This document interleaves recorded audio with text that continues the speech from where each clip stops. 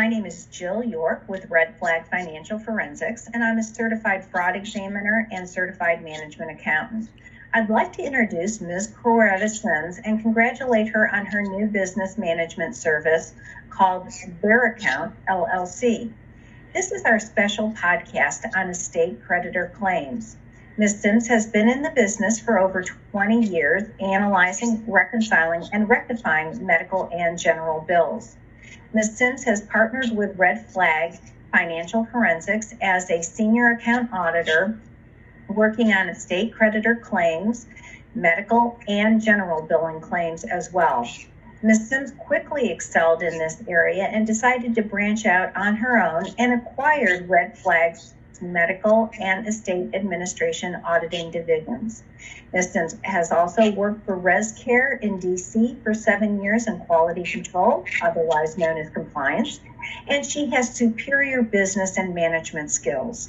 But most of all, Ms. Sims is outstanding at finding billing errors and fraud. And today we're here to help you understand more about the creditor claims aspect of estate administration and estate fraud. Hello, Ms. Sims. Hello. Ms. Sims and I met when she became the administrator of an estate located in North Carolina. This was shortly after I had started Red Flag Financial Forensics.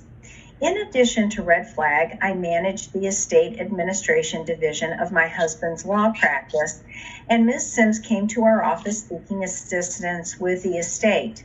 It became clear to both of us early on in the process that we had a tiger on our hands with this estate and that we were concerned about losing everything to multiple fraudsters.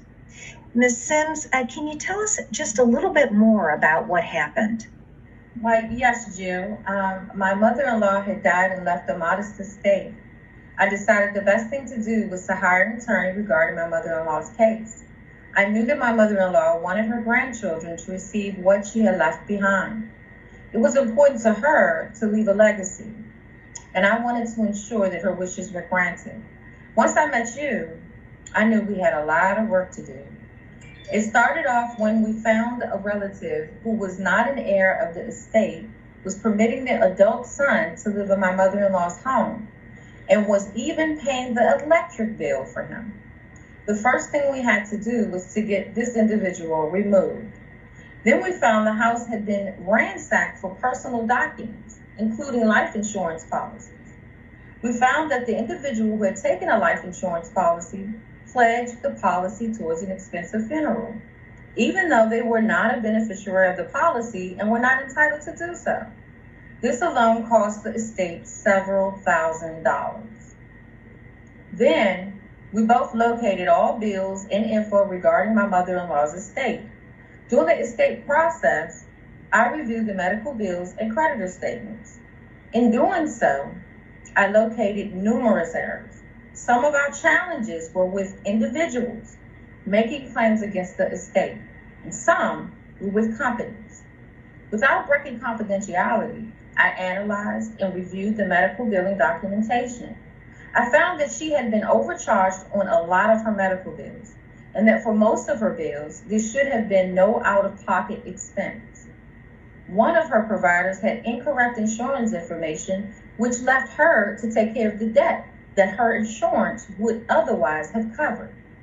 Another provider did not even know she had insurance.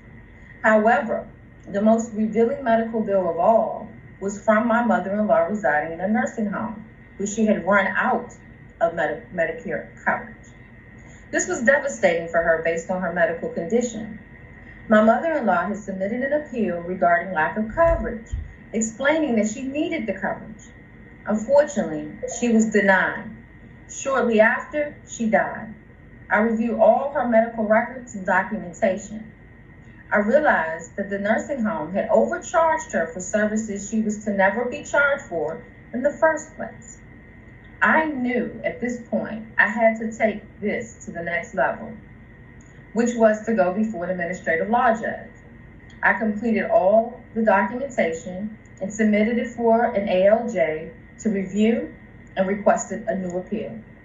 Once placed before the ALJ, all charges were reversed, and the money was placed toward my mother-in-law's estate for her heirs. I located over $10,000 in reimbursement and in total saved the estate over $18,000. This took true dedication and time to reconcile and rectify this estate case. Ms. Sims, it really was a wild ride. And though many estates are like what you encountered, Ms. Sims, without a trained eye, most estate administrators may not know what to look for, and the estate may just get eaten up by creditors. Creditors might pad a bill because they believe no one will be the wiser, or their bookkeeping may be just plain sloppy. Never assume a claim is accurate just because it's in writing. Also, when an administrator of the estate partners with an attorney to get an estate processed, they may somehow feel a layer of protection from fraud by doing so. However, unless agreed upon otherwise, the attorney is going to see their job as getting the estate through the rigorous process of the court proceedings, and they will rely upon the administrator to collect the bills and to get them paid from the estate account. Truth be told, the attorney will get paid the same whether or not the administrator finds errors or fraud. Now, this isn't in any way to say that the attorneys aren't doing their job, but most attorneys' offices don't have the kind of skilled staffing that it takes to review creditor claims in depth, especially medical bill claims. And in the meantime, the administrator is going to be up to their eyeballs in dealing with a multitude of other issues like getting the possessions of the deceased distributed and refereeing between family members, not to mention the grieving process. Most administrators don't have the necessary experience in medical billing, estate and estate fraud. And this can make seeing errors and fraud in estates incredibly challenging, even for the most dedicated administrator. Ms. Sims, can you tell us what you see as the major categories of estate fraud? Oh, yes, Jill, I can. Identity theft, creditor fraud, and heir fraud are all major categories of estate fraud. Identity theft and creditor claim fraud often take place from the same source with general bills and medical bills. Unfortunately, there are people out there that will take advantage of a situation if they can. You see, when we need medical assistance, we give our information to our provider hoping that it is safe and secure. Sometimes it is, but sometimes it's not. This can result in identity theft. In addition, misrepresenting dates of service, corruption, bribery, or incorrect reporting of diagnosis or procedures and billing for services not rendered are all types of creditor fraud. And these type of errors in fraud are more common than you may think. It is estimated by Healthcare in America, US, that 80% of medical bills are errant. And what gets paid toward errant bills never goes to the heirs. Providers and insurance companies spend millions of dollars each year to protect their billing interests, but the estate administrator has had no one until now. VeriAccount LLC will analyze, review, and reconcile your loved one's estate account by conducting an estate administration audit. And heir fraud often happens during the final days or right after the death of a descendant. Jewelry, cash, and safe deposit boxes are looted because an heir feels entitled to a certain portion of the estate. These are profoundly serious topics, which hopefully we can discuss later in depth. It often requires experience and a unique skill and effort to determine what the problem is and where to find it. In addition, some administrators just need assistance in organizing bills and making sense of them.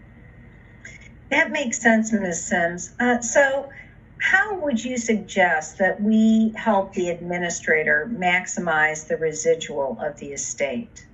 Well, Jill, you must be committed and preserve your loved one's assets, ensuring that your loved one's legacy lives on.